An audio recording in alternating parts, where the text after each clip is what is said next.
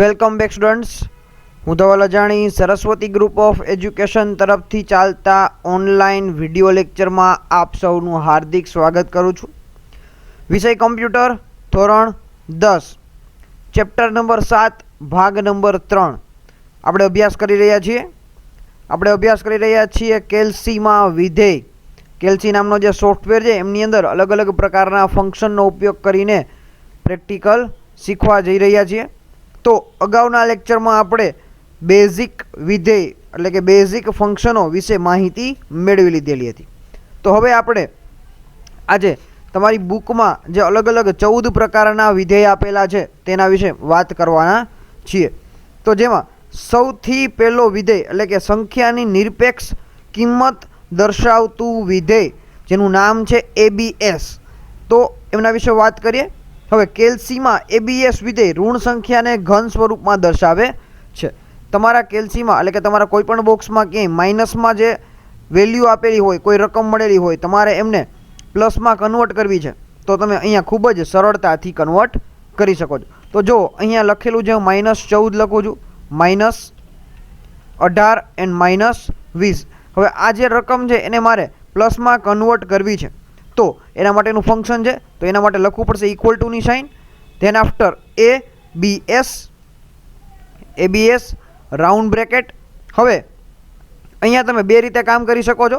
ABSની અંદર તમે ડાયરેક્ટ -13 એટલે કે જે રકમ તમારે પ્લસમાં જોઈએ છે એ રકમ ડાયરેક્ટ પણ તમે એન્ટર કરી શકો છો, અથવા તો તમે ત્યાં કોઈ સેલની અંદરની વેલ્યુ હોય એ પણ તમે અહીંયા ડાયરેક્ટ એડ કરાવી શકો છો. જેમ કે ઇક્વલ ટુની સાઇન, ત્યારબાદ ABS રાઉન્ડ બ્રેકેટ. મારે A2 જે સેલ છે એમને પ્લસમાં કન્વર્ટ કરવો છે તો ત્યાં મારે સેલનું એડ્રેસ એટલે કે A નામની કોલમ અને 2 નંબરની રો એમને પ્લસમાં કન્વર્ટ કરવી છે તો એ પણ હું એડ કરાવી શકું છું.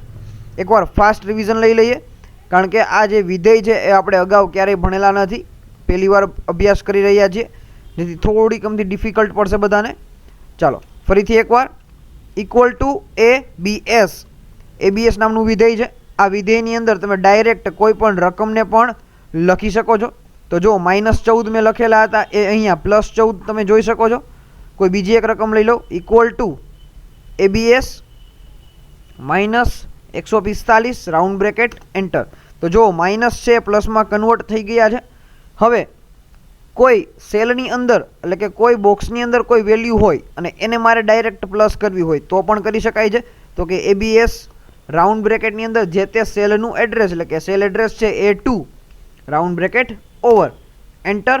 ફરીથી એની નીચેનું તો કે A3ને પણ આપણે માઇનસમાંથી પ્લસમાં કન્વર્ટ કરીએ તો A3 round bracket enter equal to ABS round bracket A4 round bracket over. તો તમે આવી રીતે કોઈ પણ સેલની અંદર જે રકમ આપેલી હોય તેને માઇનસમાંથી પ્લસમાં કન્વર્ટ કરી શકો છો. ચાલો ત્યારબાદ બીજો વિધેય છે ઘાતાંકીય વિધેય. ઘાતાંકીય વિધેય આ જૂનો જે ડેટા છે ને આપણે ક્લિયર કરી નાખીએ જેથી આપણને ડિસ્ટર્બ ના કરે. હવે EXP નામનો વિધેય ઘાતાંકીય વિધેય એટલે કે ની x કિંમત તમને આપે, જ્યાં x એ આપેલી સંખ્યા છે અને છે એ આશરે કિંમત છે. હવે જોઈએ તો કે equal to EXP round bracket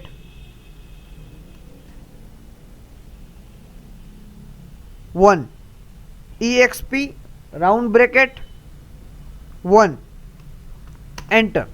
તો જો એમની ઘાતાંકીય વિધેય એટલે કે એમનો જે આન્સર છે 2.71 82 81 828 આ તેમની ઘાતાંકીય વિધેયની સંખ્યા છે. તો આપણને આવી રીતે અલગ અલગ રીતે માહિતી મળી શકે છે.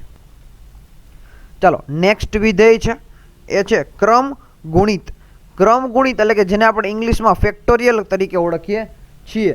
ઇંગ્લિશમાં તેને આપણે ફેક્ટોરિયલ તરીકે ઓળખીએ છીએ. હવે ફેક્ટોરિયલ એટલે શું? તો કે આપણે જે રકમ આપેલી હોય તે રકમનો કમ્પ્લીટ ગુણાકાર એટલે કે સપોઝ હું તમને 5 એવો આપું છું તો 1 ગુણ્યા 2 ગુણ્યા 3 ગુણ્યા 4 ગુણ્યા 5 તો એને ફેક્ટોરિયલ તરીકે ઓળખવામાં આવે છે. હવે જો એ લેવા માટે equal to FACT factorial round bracket હું અહીંયા 10 લખું છું અને રાઉન્ડ બ્રેકેટ ઓવર. તો 10 નો ફેક્ટોરિયલ થાય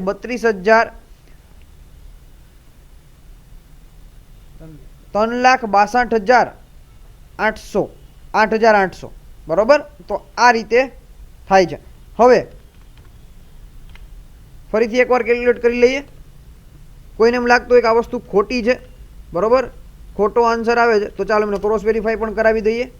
1 ગુણ્યા 2 ગુણ્યા 3 ગુણ્યા 4 ગુણ્યા 5 ગુણ્યા 6 ગુણ્યા 7 ગુણ્યા 8 ગુણ્યા 9 ગુણ્યા 10.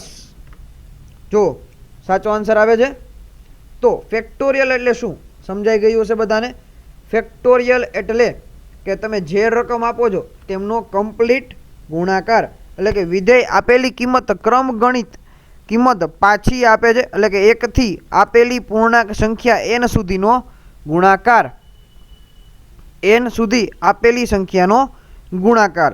અહીંયા પણ અગાઉના વિધેયની જેમ જ હું અહીંયા સપોઝ એક્ઝામ્પલ તરીકે 3 લખી નાખું છું, બરોબર.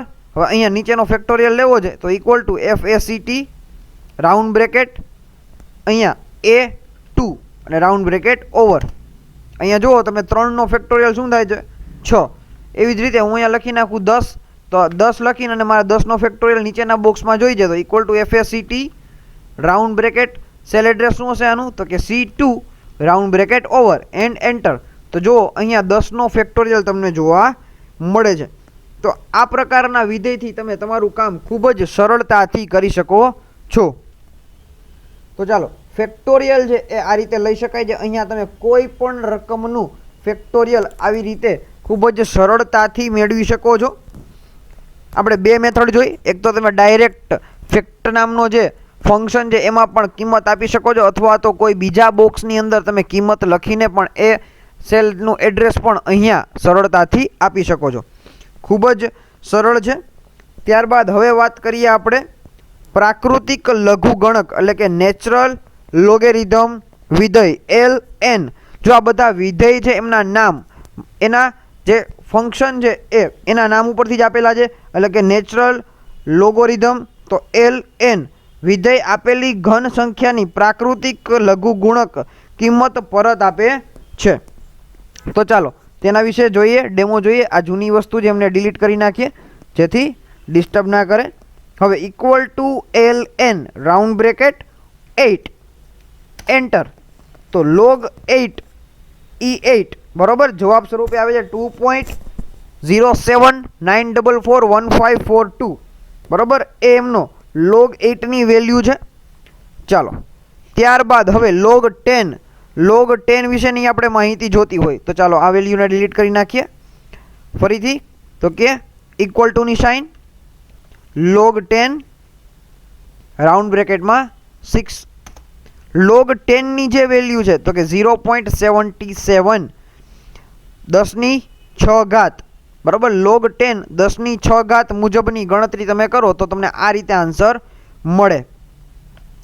ચાલો હવે વાત કરીએ આપણે ઘાતની. તો x⁴, x⁴, x⁴ ઘણીવાર તમારે ગણિતમાં આવી રીતે ગાણિતિક પ્રક્રિયા કરવાની આવતી હોય છે કે 10⁵ અથવા 4⁵, 7⁵ આવી રીતે કરવાની હોય તો એ તમે કેલ્સીની મદદથી પણ, એટલે કે આ જે સોફ્ટવેર છે એના મદદથી પણ ખૂબ જ સરળતાથી કરી શકો છો.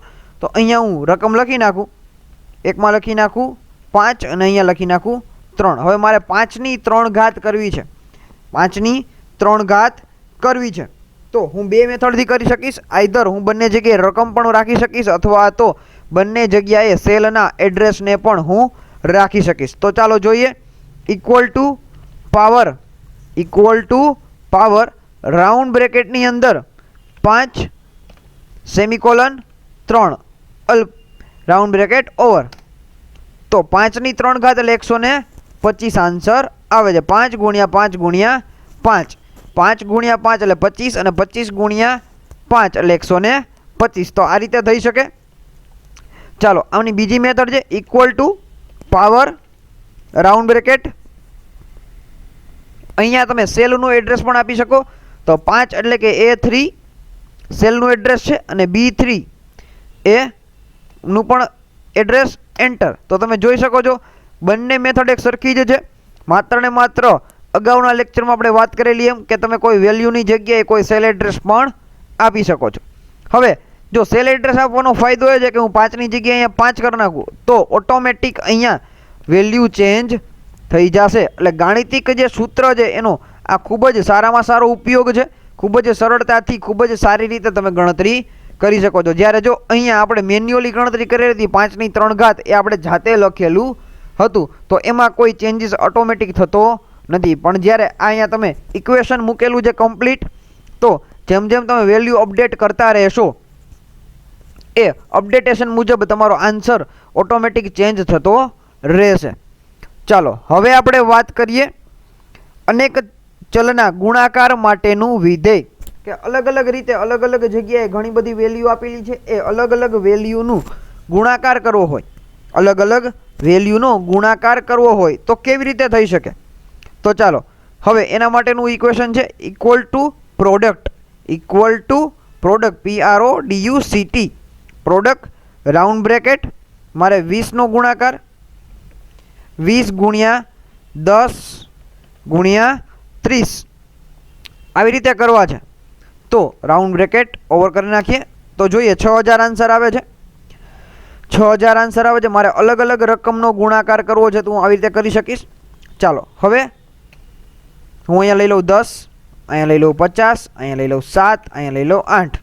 તો આ મેં અલગ અલગ 4 વેલ્યુ લીધી છે. મારે આ ચારે 4 વેલ્યુનો ગુણાકાર કરવો છે તો હું લઈશ PRODUCT પ્રોડક્ટ રાઉન્ડ બ્રેકેટ. તો સૌથી પહેલાં જે A2 semicolon, B2 semicolon, C2 semicolon, D2 and round bracket over. તો જુઓ 28000 આન્સર આવ્યો છે. કેલ્ક્યુલેટરમાં ચેક કરીએ સાચો આન્સર છે કે નહીં. 10 ગુણ્યા 50 ગુણ્યા 7 ગુણ્યા 8, 28000 એકદમ કરેક્ટ આન્સર છે.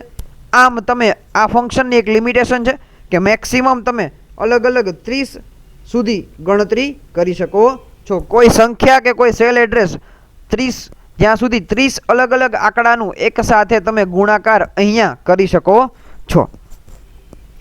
હવે આપણે વાત કરેલી હતી વર્ગ અને વર્ગમૂળ માટેની.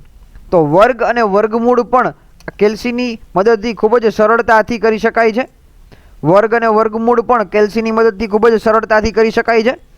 હવે મારે અહીંયા લખેલું છે 100, તો આ જે સંખ્યા છે એનું વર્ગમૂળ શું હોય, આનું જે વર્ગમૂળ છે એ શું હોઈ શકે એ મારે જાણવું હોય તો ઇક્વલ ટુ ફંક્શન છે equal to SQRT round bracket, એનું સેલ એડ્રેસ છે A2 રાઉન્ડ બ્રેકેટ ઓવર. તો જો અહીંયા 10 લખેલા આવી જશે. ત્યારબાદ મારે 1 to 1 એમનું વર્ગમૂળ જોતું હોય તો 121, 169 તમે જોઈ શકો છો 13. તો આમ કોઈ પણ સંખ્યાનું મને વર્ગમૂળ અહીંયા ખૂબ જ સરળતાથી મળી શકે છે. મેં 121 નાખ્યા બરાબર, 101 તો પોઈન્ટમાં આન્સર મને મળે છે. તો તમે ખૂબ જ સરળતાથી અહીંયા વર્ગમૂળ મેળવી શકો છો. જૂની સિસ્ટમ પ્રમાણે 2 મેથડ છે, તમે બંને મેથડ એપ્લાય કરી શકો છો. સ્ટેટિક અને ડાયનેમિક બંને મેથડ યુઝ કરી શકાય. Equal to SQRT round bracket એમની અંદર પણ તમે લખી શકો છો 121 તો તમને આન્સર 11 મળે છે. અથવા તો તમે અહીંયા 121ની જગ્યાએ કોઈ સેલ એડ્રેસ પણ આપી શકો છો. અહીંયા A2 આપી દીધું, અત્યારે 0 આવે છે. અહીંયા A2માં હું 121 લખી નાખું તો તમને મને ડાયરેક્ટ આન્સર મળે.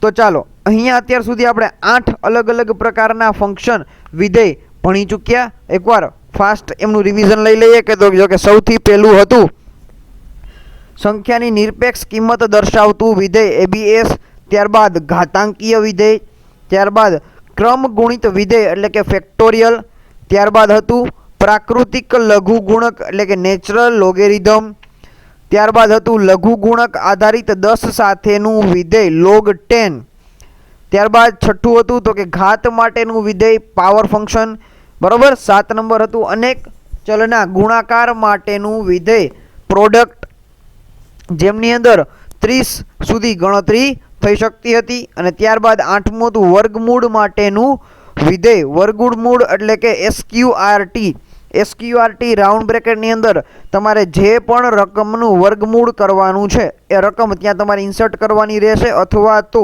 તમે ત્યાં કોઈ સેલની એડ્રેસ પણ આપી શકો છો, સેલ એડ્રેસ પણ તમે આપી શકો છો. હવે વાત કરીએ પૂર્ણાંક સંખ્યા માટેનું વિધેય. તો કોઈ સંખ્યાને તમારે અપૂર્ણાંકમાંથી પૂર્ણાંકમાં કન્વર્ટ કરવી હોય તો તેના માટે પણ ખૂબ જ સરળ એક વિધેય આપેલું છે. આ ડેટાને ઇરેઝ કરીએ. હવે તમે અહીંયા લખો છો 15.8, 12.3, 20.1, 58.9. તો આ જે પોઈન્ટવાળી સંખ્યા છે અપૂર્ણાંક સંખ્યા, આ સંખ્યાને મારે પૂર્ણાંક સંખ્યામાં કન્વર્ટ કરવી છે. તો ચાલો એના માટેનું છે equal to INT round bracket, INT equal to round bracket. ચાલો હવે અહીંયા હું ડાયરેક્ટ સેલ એડ્રેસ પણ આપી શકું છું, A2 રાઉન્ડ બ્રેકેટ એન્ટર. તો જે અપૂર્ણાંક સંખ્યા જે પૂર્ણાંક સંખ્યામાં કન્વર્ટ થઈ જાય છે. ત્યારબાદ હજી એકવાર રિપીટ કરી લઈએ તો કે ઇક્વલ ટુ INT ઇન્ટીજર સંખ્યા, ત્યારબાદ A3 round bracket equal to INT round bracket A4 equal to INT round bracket A5 round bracket over. તો તમે અહીંયા જોઈ શકો છો આપણે બધા જ ને રાઉન્ડ બ્રેકેટ ની અંદર લખ્યા, જેથી ઇન્ટીજર નામના ફંક્શનમાં આપણે લખ્યા, જેથી શું કર્યું તો કે બધાને રાઉન્ડમાં કન્વર્ટ કરી નાખ્યા. હવે તમે ડાયરેક્ટ પણ કરી શકો છો, ઇક્વલ ટુ INT રાઉન્ડ બ્રેકેટની અંદર લખો 98.7 રાઉન્ડ બ્રેકેટ ઓવર, તો પણ એ તમને ડાયરેક્ટ ઇન્ટીજરની અંદર કન્વર્ટ કરીને આપશે. ચાલો હવે અત્યાર સુધી આપણે જે રાઉન્ડ કરેલું એમની અંદર તમે જુઓ ડાયરેક્ટ માત્ર ને માત્ર છેલ્લો ડિજિટ હતો ડાયરેક્ટ રિમૂવ કરી દીધો. તો કે 58.9 માંથી ડાયરેક્ટ 9 રિમૂવ કરી દીધા અને ડાયરેક્ટ 58 કરી નાખ્યા. પણ હવે એમાં પણ આપણે અલગ અલગ બે ઓપ્શન તમને મળે છે. એક ઓપ્શન છે રાઉન્ડ અપ અને બીજો છે રાઉન્ડ ડાઉન. તો રાઉન્ડ અપ અને રાઉન્ડ ડાઉનનો ઉપયોગ કરી શકાય છે. તો કે 58.9 છે તો એને 59 કરી નાખવા, બરાબર, અપ કરવા અથવા તો ડાઉન કરવા. એક સંખ્યા અપ કરવી અથવા તો ડાઉન કરવી એ પણ ફંક્શન છે. તો ચાલો એનો પણ એકવાર ફટાફટ ડેમો જોઈ લઈએ. ઇક્વલ ટુ, તો પહેલાં તો અહીંયા આપણે એક કોઈ પણ એક રકમ નાખી દેશું જેથી રકમનો આપણે યુઝ કરી શકીએ. 45.345 મેં અહીંયા રકમ લઈ લીધી છે. હવે એમને ઉદાહરણ તરીકે લઉં તો કે ઇક્વલ ટુ રાઉન્ડ બ્રેકેટની અંદર A2 સેમિકોલન 1 એન્ટર. તો તમે જોઈ શકો છો માત્ર ને માત્ર એક જ ડિજિટ રાખેલો છે. હવે મારે 2 ડિજિટ જોતા હોય તો અહીંયા 2 કરવાના રહેશે અને 3 ડિજિટ જોતા હોય તો મારે અહીંયા 3 કરવાના રહે. રેડી? હું અહીંયા એક ડિજિટ કરી નાખું તો જો 45.345 છે 45.3 માં કન્વર્ટ થઈ જાય છે. આ હતું રાઉન્ડ અપ. હવે આવી જ રીતે હું રાઉન્ડ ડાઉન પણ કરી શકું છું. રાઉન્ડ ડાઉનની અંદર સેમ મેથડ છે. રાઉન્ડ ડાઉનની અંદર અહીંયા 45.9 છે, અહીંયા 945 કરી નાખી તો જો આવી રીતે આન્સર આવશે.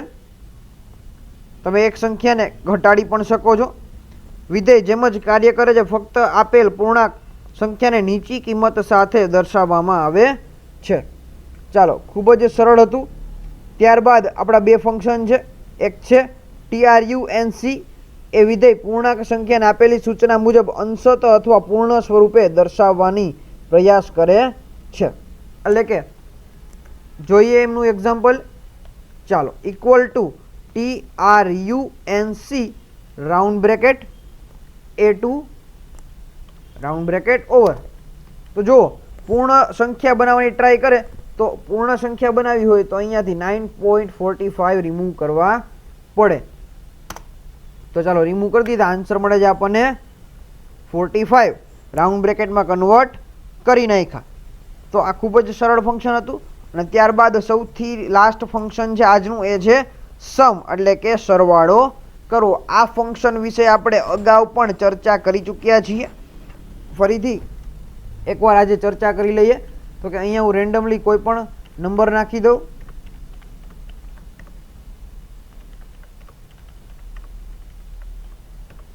તો ચાલો મેં અહીંયા નંબર નાખી દીધા છે. હવે આ બધાનો મારે સરવાળો કરવો છે ઇક્વલ ટુ સમ, ત્યારબાદ A2 જેમ એટલે સોરી સેમિકોલન, ત્યારબાદ A3 semicolon, A4 semicolon, A5 semicolon, A6 semicolon, A7 semicolon, A8 round bracket over enter.